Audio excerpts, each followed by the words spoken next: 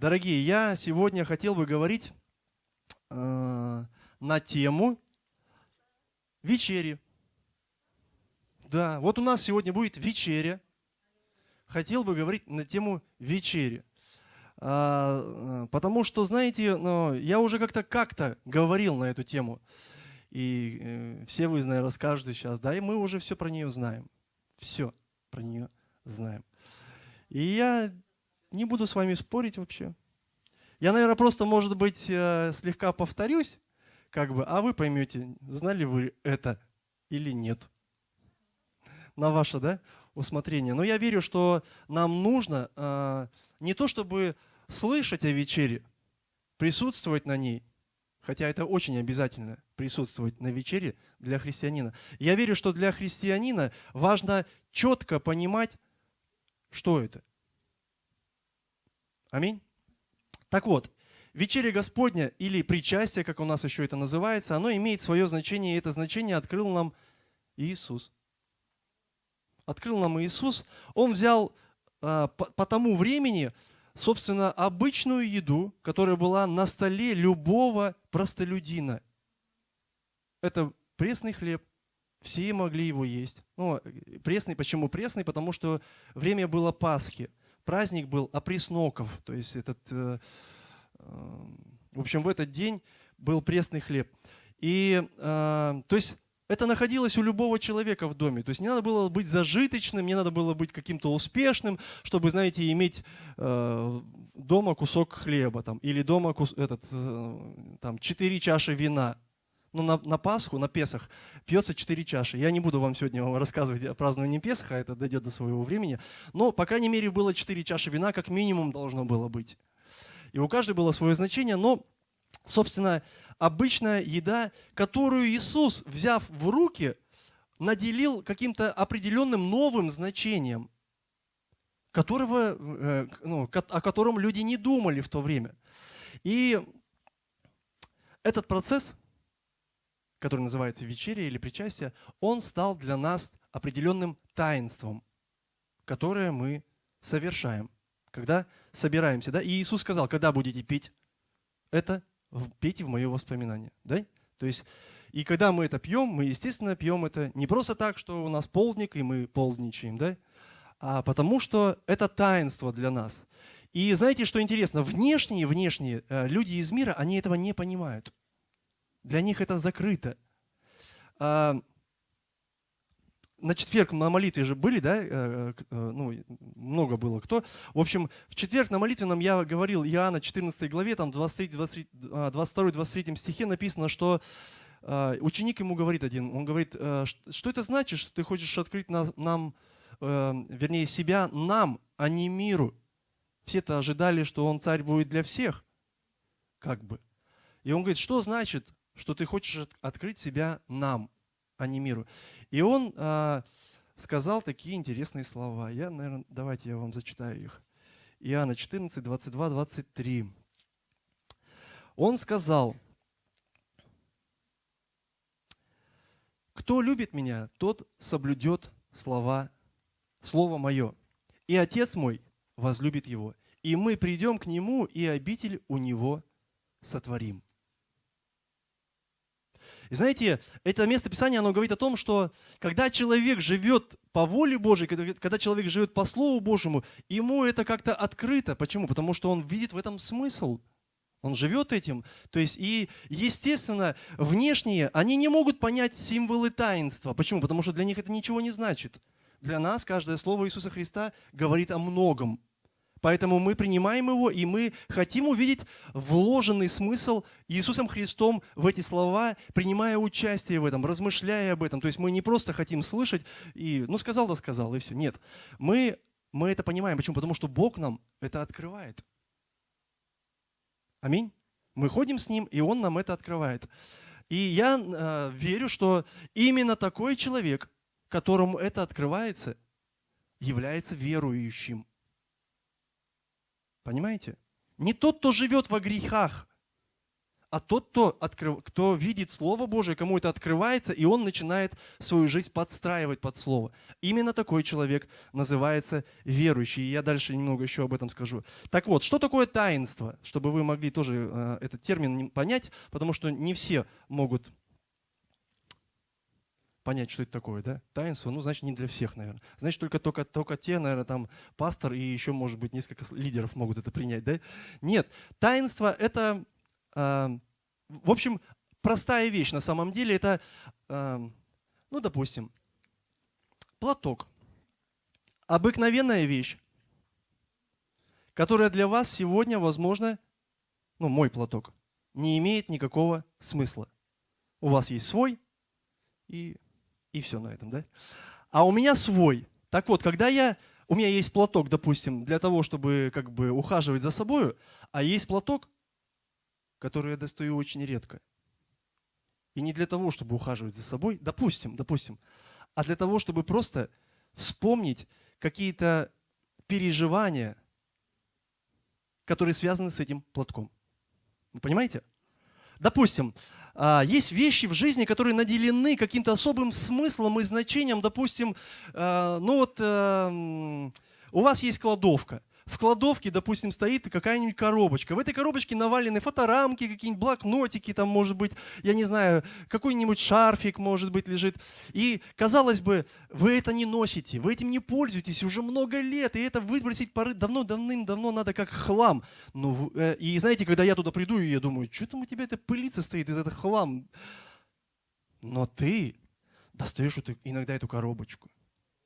Достаешь и смотришь, вот это медалька моего внука. Он тогда первый раз победил. Ему она не нужна, но мне она ценна. Там, как вот недавно нам рассказал дедушка один, он говорит, знаете, пришла внучка домой за школу свою, грамоты, там, диплом, там, медали все. Она вот так принесла, пополам все разделила, вот все, что за школу. И говорит, дед, половина твоя. Вы понимаете, что в этом интересного? Это интересно только то, что для деда, то есть, возможно, для нее это будет связь, да, с дедом, что дед вкладывался, поэтому она ему половину дала. Но для деда это на всю жизнь. На всю жизнь. Ребенок так ценить не будет. Вот фотографии мы дома делаем ребенка. Вы думаете, ребенок потом будет с этим фотоальбомом везде ходить, что ли? Да, ему он подавно не нужен. Возьмет там 2-3 фотографии себя в детстве и хватит. Ну, ваши еще возьмет. А вы с этими видеозаписями, с этими фотографиями будете сидеть, перебирать. Почему? Потому что для вас это наделено огромным смыслом. Понимаете? Так вот, таинство – это именно это и есть. Когда, например, Павел смотрит на то, что у меня в руке какой-нибудь брелочек, для него он ничего не значит. Для него это скрыто. Все то таинство, которое я вижу в нем. Понимаете? А для меня может значить многое. У меня дома лежит брелочек, который подарили мне в первый, можно сказать, день, когда я только покаялся. И этот брелочек связан именно с тем. И для меня это таинство, когда я его беру в руку, и вы этого не видите, но я переживаю какие-то вещи. Понимаете? Так вот, я вам раскрыл это понятие? Популярно, думаю. Так вот, это что-то обыкновенное, что наделено особым смыслом, скрытым для других, поэтому оно не является для них ценностью, но для меня это имеет огромное значение. Так вот, дорогие, вечеря Господня для мира ничего не значит. Вообще ничего. Однажды я, когда пришел в одну церковь, я еще тогда не был верующим, в той церкви причащались вином. Ну, вином, то есть вином. То есть не вином соком, да, а вином, да. И вот они причастились, и я так, знаете, смотрю и думаю, так они выпили. Вы понимаете, то есть, сегодня я, когда на это вспоминаю, я понимаю, что я реально видел только то, что я мог увидеть. Вышли, Дух Святой накрыл Петра и всех апостолов, да, в горнице. Вышли они проповедовать, наполненные Духом Святым. И люди, так они балды. Они говорят, ребята, 3 час дня, кто пьет в такое время, вы что? И, в общем, у него проповедь, да, родилась, благодаря Духу Святому. Но люди могут увидеть только то, что гораздо увидеть. Аминь. Так вот, для нас причастие – это таинство. Поэтому этот хлеб и вино, оно для нас конкретно подчеркивает, что это тело и кровь Иисуса Христа за нас ломимое, и мы это принимаем для того, чтобы отождествиться с Ним. Аминь. Вечеря Господня была установлена самим Иисусом Христом. Произошла она в пасхальный седр, то есть пасхальный вот этот вечер был, когда закололи ягненка, ели его, пресные хлеба, в общем, там все сопутствующие все вещи были, празднику Песах сопутствующие. Так вот, там были 4 чаши, возможно, было и больше, я не буду спорить, но, по крайней мере, должны были быть 4 чаши для празднования. Евгений, я правильно говорю? Для праздника Песах. 4 чаши. Так вот, одна из них в тот вечер получила новое назначение, новое какое-то применение. Она стала, Писание говорит, чашей Нового Завета. Аминь. Вы уже много об этом слышали. Так вот, эта чаша Нового Завета, она символизирует кровь Иисуса Христа, которая пролита была ради нашего искупления. Спасения, да, то есть и прощения наших грехов. Луки 22. Луки 22, 14 стиха я прочитаю. Или не с 14, секунду, чтобы...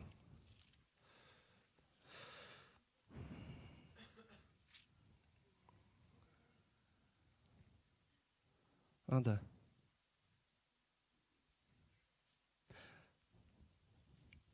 Что-то как-то я вырезал, по-моему, несколько стихов. Так, давайте с 14 стиха я прочитаю. «И когда настал час, он возлег, и 12 апостолов с ним, и сказал им: очень желал я есть с вами сию Пасху прежде моего страдания. Ибо сказываю вам, что уже не буду пить ее, пока она не совершится в Царстве Божьем. И взяв чашу, и благодарив, сказал: примите ее и разделите между собой. Ибо сказываю вам, что не буду пить от плода виноградного, доколе не придет Царствие Божие. И взяв хлеб и благодарив, преломил и подал им, говоря: сие есть тело мое, которое за вас предается. Сие творите в мое воспоминание. Также и чашу после вечери, говоря: сия чаша есть Новый Завет в моей крови, которая за вас проливается». Поэтому чаша символизирует кровь Иисуса Христа, которая была пролита за нас. Аминь. Матфей, евангелист Матфей в послании, вернее, в Евангелии от Матфея пишет в 26 главе с 26 стиха. «И когда они ели, Иисус взял хлеб и, благословив, преломил, и, раздавая ученикам, сказал: примите и едите, сие есть тело мое.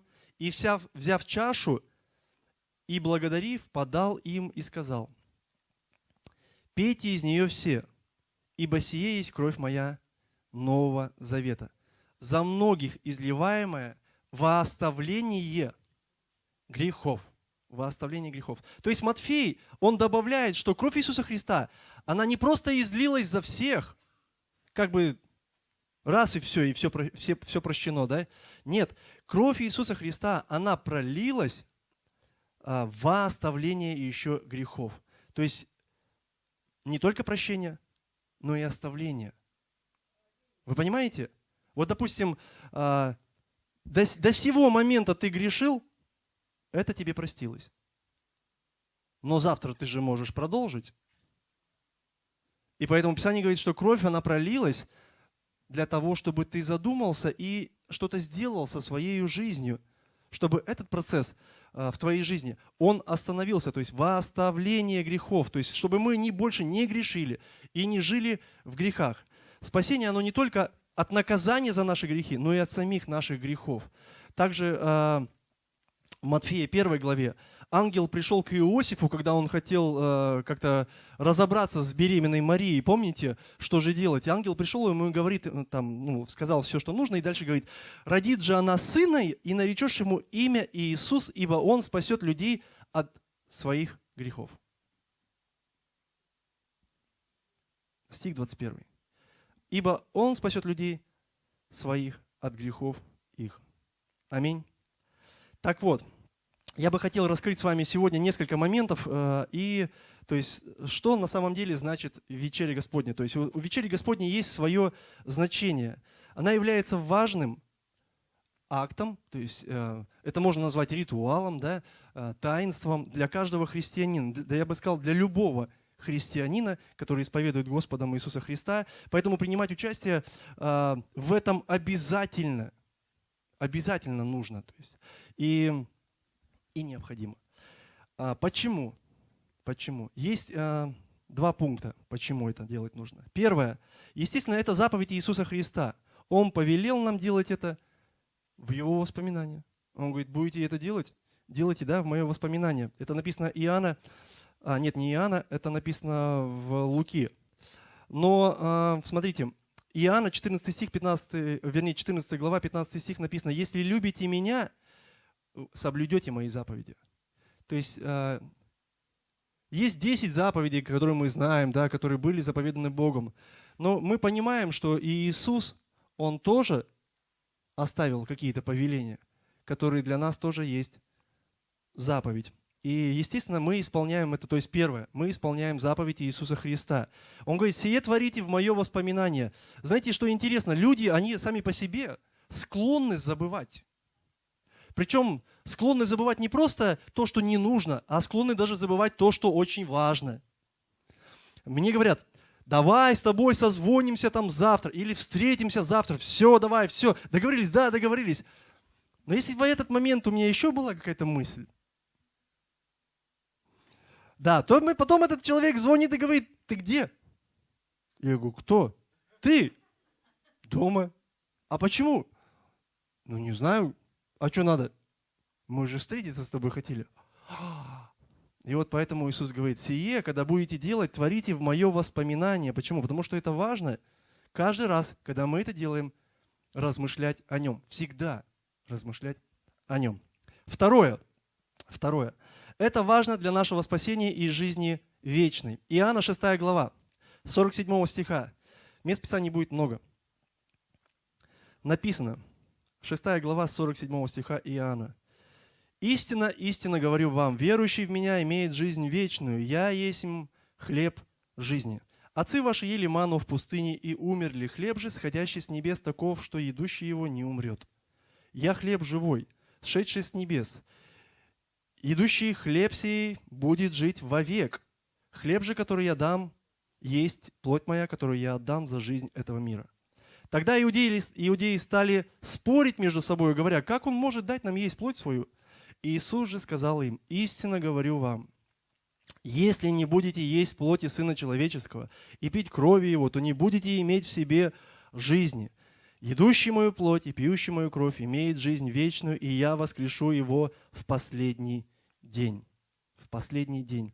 Поэтому второе, это важно для нашего спасения и жизни вечной. Знаете, фарисеи, иудеи, они приткнулись просто на выражении, на сочетании этих слов, да, как можно есть плоть. То есть это настолько показывает, что человек, он может приткнуться на самом вопросе, например, или на самом выражении, что даже как сказать, не хватает терпения просто досидеть, допустим, дослушать до конца. Понимаете, чтобы вникнуть просто, поразмышлять. И у меня такое тоже часто бывало. Человек что-нибудь говорит, я уже сразу, у меня уже все, я уже хочу, вставить свои 2 копейки. А знаете, они не нужны на самом деле. Надо было просто посидеть, дослушать, чтобы все понять. Ну тогда все встали в большинстве своем и вышли. И тогда он еще, помните, он говорит, вы ли не хотите тоже покинуть меня? Да, почему? Потому что вот такие люди скороспелые, на выводы, они очень быстро все решения принимают.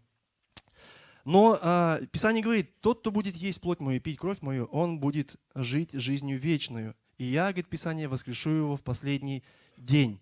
То есть это важно для нашего спасения и жизни вечной. Иисус говорит, чтобы получить вечную жизнь, нужно верить в Его смерть и Его кровь, которая пролилась за нас. То есть буквально.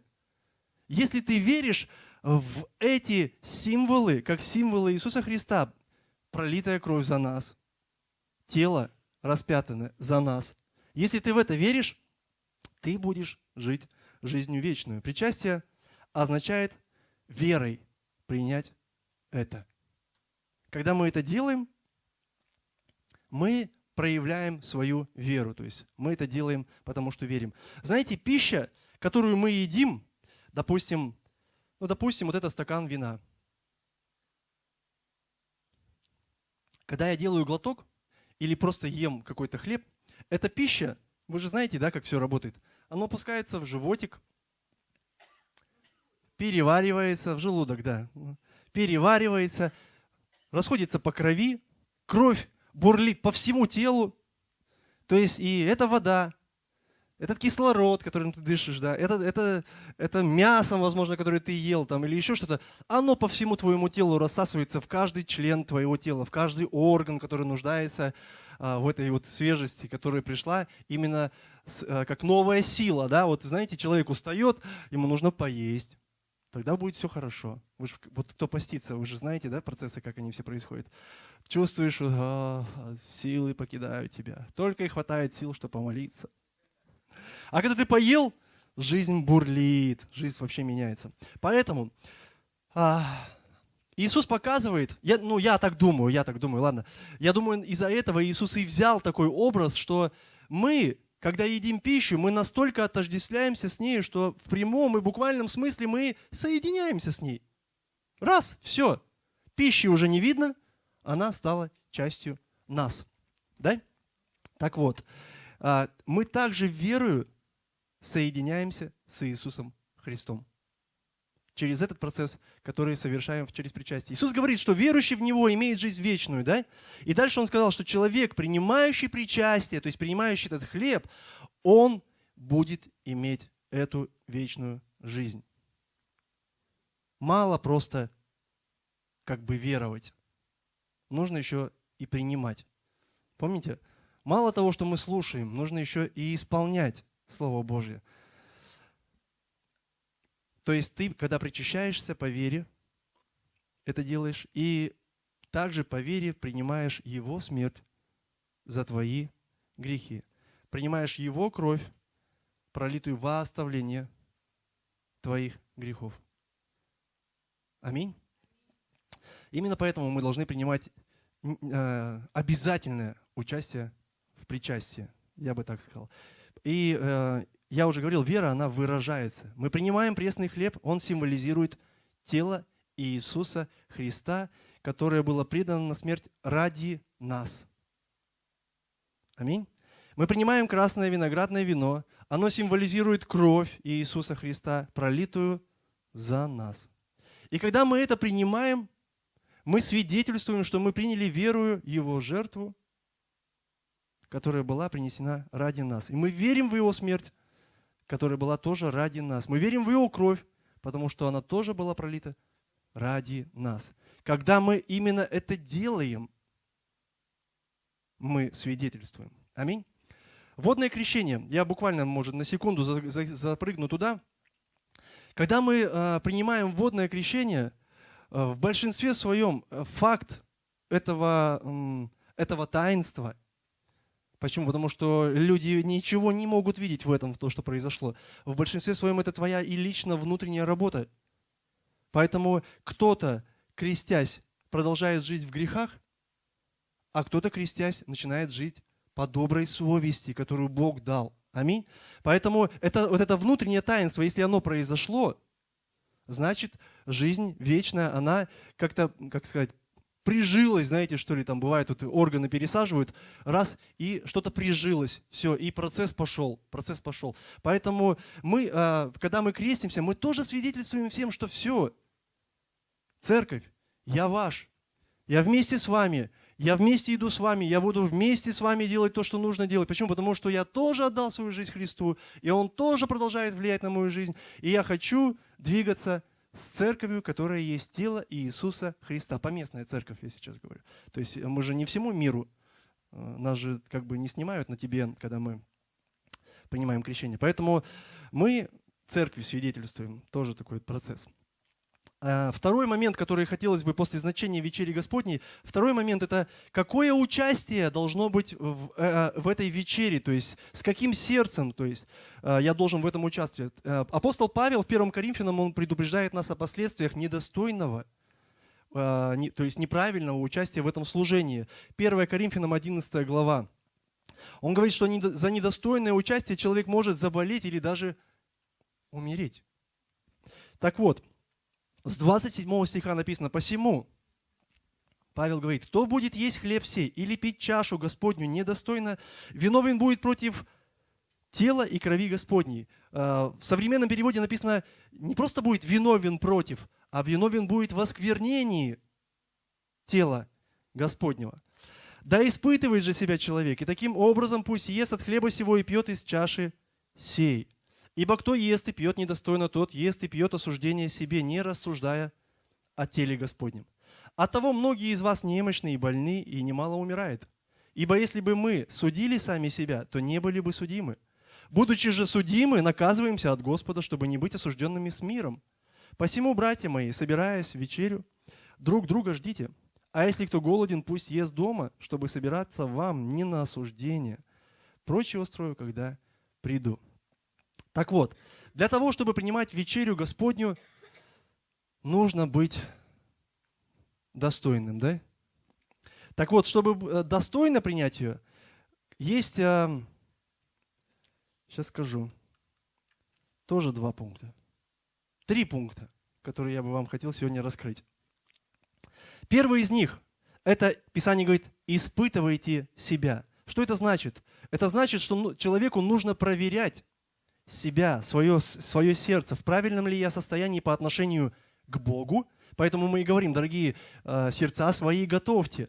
Правильно ли я в своем отношении к Богу и в правильном ли я состоянии по своему отношению к церкви, то есть к телу Христову, то есть к братьям и сестрам, которые сидят вокруг тебя. Если кровь Иисуса была пролита во оставление грехов, а мы их не оставили, то наше причастие крови Христа через вино, которое символизирует, да, Его кровь, оно будет недостойным.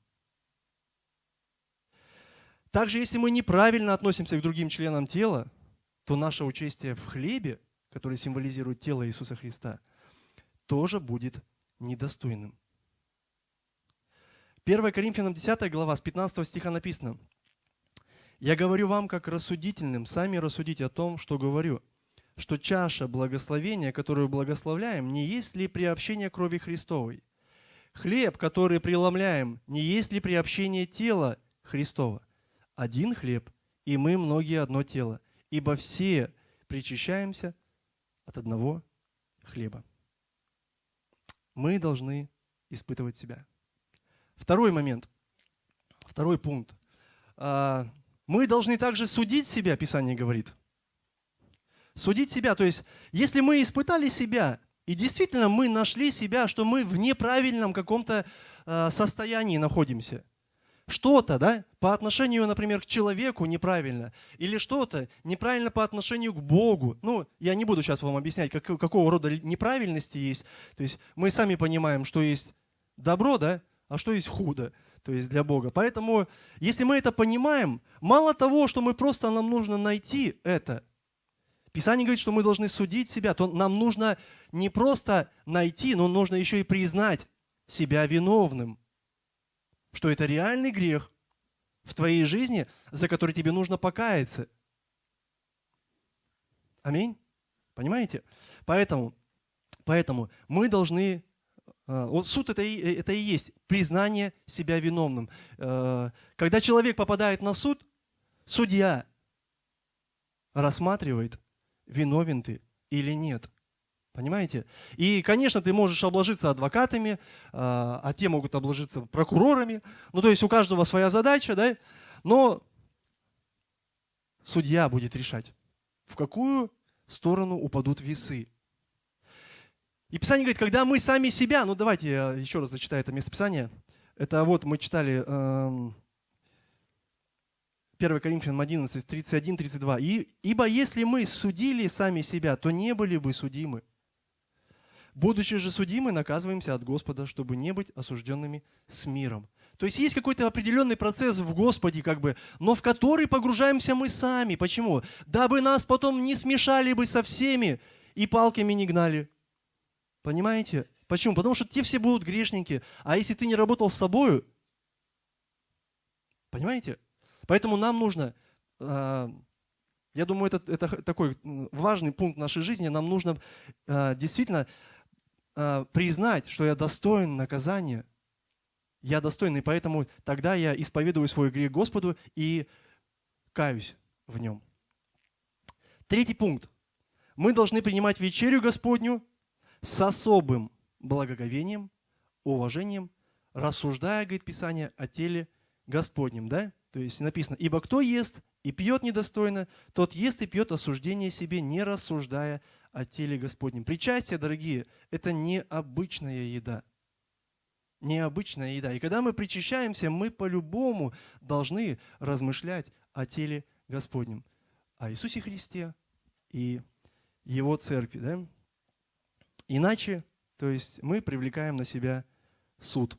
Так вот, слово «не рассуждая», оно также может перевестись как «не различая», «не отличая», «не разбирая». Допустим, если человек участвует в вечере Господней и не отличает эту вечерю просто от еды, то есть просто от хлеба или просто от сока, тогда он становится, вернее, когда он рассуждает, да, он становится причастником тела и крови Иисуса Христа. Когда нет, тогда он пьет осуждение себе. И тогда, конечно, Писание говорит, что в жизнь приходят определенные последствия, недобрые, нехорошие последствия. Ты бы, возможно, этого не хотел, но из-за того, что ты пренебрегал, это приходит. Кроме тела Христова, то есть за нас ломимого, да, есть еще один образ под телом Господним, то есть под хлебом. Это вот именно церковь, в которой есть Его тело. Да? И вместе, когда мы вместе преломляем хлеб, мы становимся причастниками одного тела, то есть одного хлеба. 1 Коринфянам 10 глава, 16 стиха написано: «Чаша благословения, которую благословляем, не есть ли приобщение крови Христовой?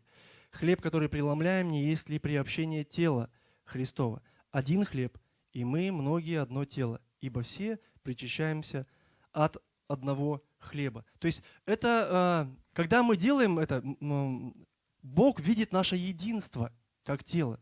Рука себя не отрывает, нога себя не отрывает, знаете. Нет, мы будем причащаться в своем месте. Там.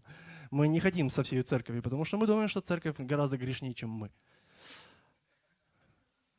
Нет, мы должны делать это вместе. Почему? Потому что для Иисуса Христа это важно. Это важно. 1 Коринфянам 11 глава, 33 стих. «Посему, братья мои, собираясь на вечерю, друг друга ждите. А если кто голоден, пусть ест дома, чтобы собираться вам не на осуждение». Поэтому мы собираемся все вместе, делаем это все вместе. Для Иисуса это важно. Человек должен осознавать свое единство с церковью. Через такой процесс, через это таинство мы это осознаем, это как-то укладывается внутри нас. И когда я говорю, например, что ты как часть церкви, ты реально понимаешь, что ты часть церкви. Потому что для тебя процесс этот важен, и ты отождествляешь себя с церковью, с телом Христовым. А если он пренебрежительно относится к другим членам этого тела, то, естественно, Писание говорит, что он тоже пьет осуждение себе. И, знаете, даже тот хлеб, который мы принимаем, он сделан из семян, да? Пшеницы, вроде бы, я так понимаю. Давайте, пускай пшеницы. Пшеницы. Но не из одного зерна мешок делается. Зерен очень много. Понимаете? И так как зерен много в хлебе, то есть, и также в церкви, в теле Христовом, нас очень много может быть. Но все мы суть одно тело. Аминь. Так вот, хлеб на вечере Господней – это тело Иисуса Христа, которое Он отдал за жизнь мира. И это также церковь Иисуса Христа, как Его тело, состоящее из многих членов. Аминь. Павел пишет, 1 Коринфянам 11 главе с 20 стиха. «Далее, вы собираетесь так, что это не значит вкушать вечерю Господню. Ибо всякий поспешает прежде других есть свою пищу, так что иной бывает голоден, а иной уже упивается. Разве у вас нет домов на то, чтобы есть и пить? Или пренебрегаете церковью Божию?» Знаете, мне вот это слово «пренебрегаете», оно в других переводах написано «презираете». Это гораздо такое существеннее слово, я думаю, в этом стихе. И дальше написано: «И унижаете неимущих». Что сказать вам? Похвалить ли вас за это? Не похвалю. Не похвалю. Почему Павел пишет такое послание в церкви в Коринфах? Потому что некоторые члены этой церкви, они не рассуждали о теле Господнем, когда принимали причастие. Поэтому одни прибегали, хватали, старались это все быстро сделать, а другие не дождались. Другие пришли, а оказывается уже все съели. Почему? Потому что пришли голодные. И были такие, которые... Да, как обычная, да, у них была еда, а другие относились к церкви как не к телу Христову. То есть им было не важно, то есть они не ждали никого. Так мало того, что не ждали, Писание еще говорит, что они унижали неимущих, то есть они считали себя более привилегированными какими-то. И Писание говорит, что эти тоже ели на свое осуждение.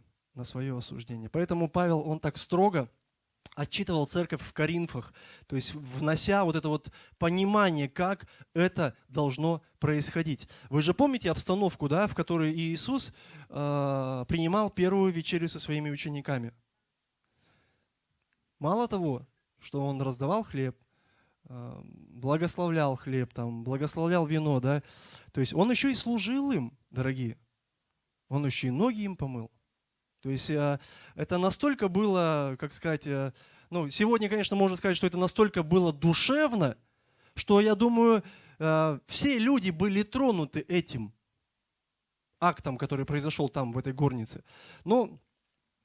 Поэтому и Павел и говорит, что те, которые не чтут, те, которые не пренебрегают другими верующими, Христом пренебрегают, то есть они едят осуждение и пьют осуждение себе. Так вот, третий пункт, получается, у нас было значение, да, вечери Господней, достойное участие в вечере Господней. Есть еще один пункт, то есть для какого времени все это? Принимая причастие, мы вспоминаем о страданиях Иисуса Христа, которые были на Голгофском кресте, которые произошли в прошлом. Они были давно. Когда мы принимаем причастие, мы также выражаем нашу веру в смерть и кровь Иисуса в настоящем. Мы делаем это сегодня. Аминь. И мы это не делаем для того, чтобы это было вчера, а мы это делаем для настоящего. Почему? Потому что мы верим в это, что именно сегодня мы опять собираемся церковью. Сегодня именно опять мы соединяемся церковью. Почему? Потому что Бог этого хочет. И также мы соблюдаем заповедь Иисуса Христа для нашего духовного благополучия и жизни именно сейчас. Сегодня обновляем завет. Сегодня провозглашаем кровь Христа. Сегодня провозглашаем, что мы тело. И сегодня мы принимаем эту победу через воскресение Иисуса Христа. Сегодня, каждый раз, когда я чувствую себя тяжело, когда я прихожу в какое-то состояние, что я не знаю, как себя вести или еще что-то, я ищу времени, чтобы сделать причастие. Раньше был такой подобный опыт, у многих был. Когда что-то трудно, когда что-то ты чувствуешь, что ты оступаешься, когда ты начинаешь жить какой-то более грешной жизнью, что-то про кого-то думаешь, что-то про кого-то говоришь, что-то с кем-то как-то там, знаете, какие-то, в общем, неправильные вещи, люди, чтобы обновить завет с Господом, вот это как-то подкрепить свое покаяние, они делали вечерю. Вот так вот я и Господь. Взял соку. Не ждал воскресенья, знаете, в воскресенье пойду, все равно в воскресенье соберутся. Какая разница Иисусу вообще когда? Соберемся и сделаем. Нет, я думаю, именно верующий, искренне верующий христианин, который живет под Божьей волей вот этой вот и исполняет ее, он именно приходит в это состояние сам и делает этот процесс дома. Не дожидаясь. Почему? Потому что он понимает, что мне нужно обновить этот завет сегодня. Вспоминаю прошлое, но делаю это для сегодня. Аминь. Но есть еще один третий момент вот в этом всем. Я принимаю участие для того, чтобы выразить свое участие в теле, которое будет и в будущем. Потому что мы все идем и приготовлены, да, к вечной жизни. Поэтому то, что делаю я сегодня, отражается и на моем будущем. Вспоминаю прошлое, причащаюсь сегодня, для сегодня, но и для завтра тоже. Потому что через этот процесс я себя храню в Господе. Аминь. Храню в Господе. 11 глава написано, 1 Коринфянам, с 26 стиха. 26 стих даже. «Ибо всякий раз, когда вы едите хлеб сей и пьете чашу сию, смерть Господню возвещаете, доколе Он придет». До конца, Писание говорит. Возможно, нашего, возможно, моего, не знаю. Но, по крайней мере, я со своей стороны стараюсь делать это постоянно. Аминь. Когда придет Иисус, а мы знаем, что рано или поздно Он придет, Писание об этом говорит, мы примем вечерю вместе с Ним, Писание говорит, в Царстве Божьем. Это Его будет вечеря, и мы попадем туда, и мы примем ее. Луки 22 написано, 17 стиха. «И взяв чашу, и благодарив, сказал, примите ее и разделите между собою, ибо сказываю вам, что не буду пить от плода виноградного, доколе не придет Царствие Божие». То есть Царствие Божие должно прийти, чтобы Иисус мог выпить от плода виноградного. Матфея 26, в 29 стихе написано, «Сказываю же вам, что отныне не буду пить от плода сего виноградного до того дня, когда буду пить с вами новое вино в Царстве Отца моего». Дорогие, придет время, мы будем вместе с Ним. Мы будем вечерять. Откровение 19 глава, 9 стих написано, «И сказал мне ангел, напиши, блаженны званные на брачную вечерю Агнца. И сказал мне, сии суть истинные слова Божии». Дорогие, помните, мы говорили о брачном пире? Будет брачный пир. Он будет. И вы будете там. Вы будете званные, блаженные званные на брачную вечерю Агнца. Я верю, что на эту вечерю попадут не только избранные, дорогие. На эту вечерю придут те, кто согласится прийти именно так, как предложил Бог. И зайдя туда, помните, раньше говорили, перед дверью ты видишь там званный, да? Когда ты заходишь в дверь, и был такой образ, раньше рассказывали, ты смотришь, а там уже написано, что ты избранный. То есть именно когда ты зайдешь туда, ты облечешься, ты изменишься, то есть ты станешь другим. И, конечно же, вечеря – это не поминки, если у кого-то сложился такой образ. Типа мы такие собираемся и поминаем Иисуса, давайте компоту попьем, помянем Господа, да? Нет, Писание говорит, что это не поминки. Иисус, Он воскрес, и мы это знаем. Крест, у нас, кстати, что-то нет креста почему-то действительно. Крест, он пустой. Он пустой. Иисус, Он живой. Аминь. И Он снова придет однажды на землю, чтобы царствовать и судить. Так вот, что ты хочешь царствовать, либо чтобы тебя судили? Поэтому Иисус живой. Мы не просто Его поминаем, мы верим, что Он живой. Итак, такой подведем итог и как бы точку ставим. Принимая вечерю Господню, что мы делаем? Мы возвещаем Его смерть за наши грехи, да? Мы также возвещаем Его победу над смертью, потому что Он воскрес и вновь грядет на эту землю. Он придет. Он придет. Второе. Вечеря Господня – это празднование победы воскресшего Иисуса Христа, который победил все. Победил грех, смерть, ад. Все победил. Поэтому Писание говорит, все самое страшное, что может прийти в твою жизнь, вдруг не может отлучить тебя от любви Христовой. Не может. У этого нет силы, потому что вся сила у Бога. Аминь. Поэтому мы празднуем эту победу. Победу воскресшего Иисуса Христа. Мы не просто сели и помянули, или встали и помянули. Это праздник. Это праздник, я в это верю. А еще больше я скажу, что это третий пункт, это также празднование нашего спасения. Благодаря воскресению Иисуса Христа и Его победе мы празднуем свое спасение именно благодаря пролитой крови Иисуса Христа. Мы сегодня уже являемся причастниками этого спасения. И оно 100% не совершится, оно 100% оно станет конкретным и фактическим тогда, когда придет Иисус. Но сегодня мы уже причастники этого. 1 Коринфянам 15 глава 51 стиха написано: «Говорю вам тайну, не все мы умрем, но все изменимся. Вдруг, во мгновение ока, при последней трубе, ибо вострубит, и мертвые воскреснут нетленными, а мы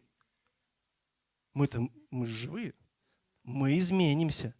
Ибо тленному сему надлежит облечься в нетление, смертному сему облечься в бессмертие. Когда же тленное сие облечется в нетление, и смертное сие облечется в бессмертие, тогда сбудется слово написанное: поглощена смерть победою».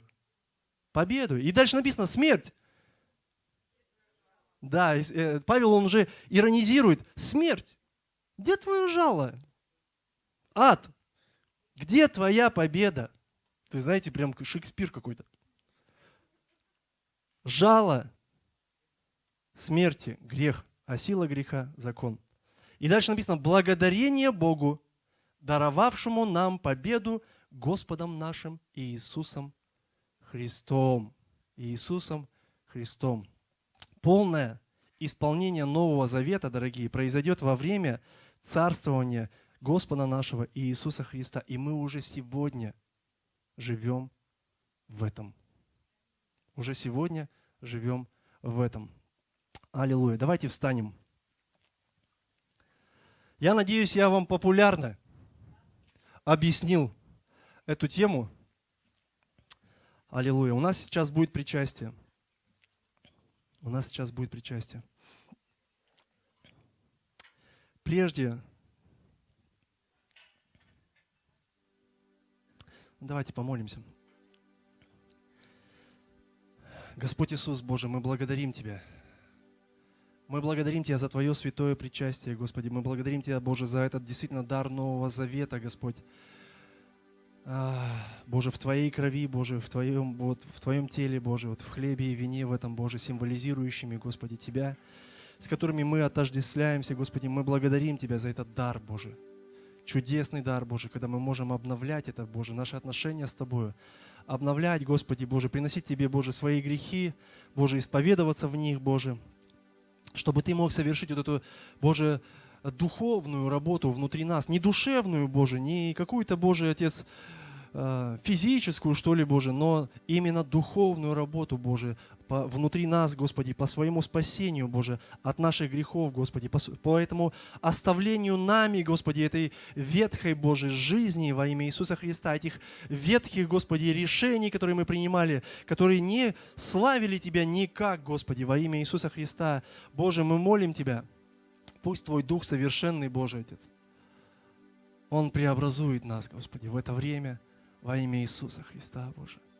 Он преобразует нас, Господи, чтобы действительно мы могли предстоять и принимать это причастие, Господь, понимая, Господь, что мы делаем, Боже, чтобы мы могли ценить, сильно ценить это время, Господи, как мы ценим, Боже, действительно какие-то вещи обыкновенные в своей жизни больше всего остального, Господь. Дай нам ценить, Боже, причастие, Боже, это вечерю эту с Тобою, Господи, потому что Слово Твое говорит, что Ты откроешься нам, Боже, потому что мы будем способны Тебя увидеть. Аллилуйя. Способны будем Тебя увидеть, Тебя понять слова Твои, Господь, понять, что Ты ожидаешь, Господи, что Ты хочешь, Господи, от церкви Твоей, от невесты Твоей, Господи, во имя Иисуса Христа. Помоги нам быть, Боже, действительно стать вот этими достойными, Господь, достойными людьми, Боже Отец. Аллилуйя. Аллилуйя. Как написано в Писании, Боже, так как Ты избрал нас в Нем прежде создания мира, чтобы мы были святы и непорочны пред Тобою в любви, предопределив усыновить нас себе через Иисуса Христа по благоволению воли Своей, Боже. Дай нам, Боже, быть этими святыми, Господь, людьми, непорочными, Боже, тех, Боже, какими Ты нас ожидаешь увидеть, Боже, когда Ты придешь, Боже, за церковью Своею во имя Иисуса Христа. Благодарим Тебя, Господь.